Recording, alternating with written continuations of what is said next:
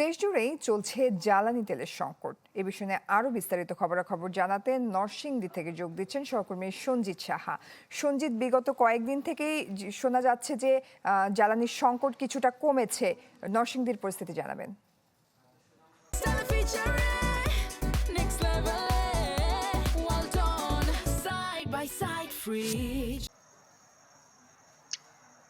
জয়ী, নরসিংদীতে জ্বালানি যে সংকট ছিল, যে তীব্র সংকটটা দেখা দিয়েছিল, সেটা কিন্তু এখন অনেকটাই কমেছে।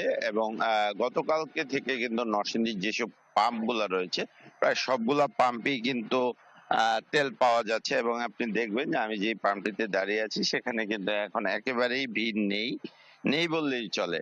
তো এখানে পাম্প কর্তৃপক্ষ যারা রয়েছে, তারা আমাদেরকে জানিয়েছে তারা আসলে পর্যাপ্ত তেল পাচ্ছে। আজকে তারা পেট্রোলের পর্যাপ্ত বরাদ্দ রয়েছে এবং ডিজেলও তারা পেয়েছে।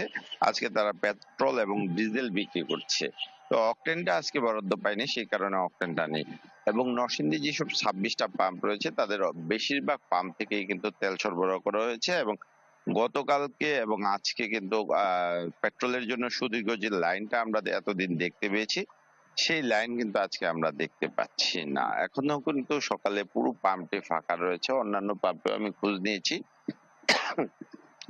সেই পাম্প গুলাতে কিন্তু কোনো ভোগান্তি বা দাঁড়িয়ে থাকার চিত্র আমরা দেখতে পাচ্ছি না। তো পাম্প কর্তৃপক্ষ যারা রয়েছে, তারা বলছে যে এখন তাদের যে সরবরাহ, সেই সরবরাহটা আসলে স্বাভাবিক পর্যায়ে চলে এসেছে।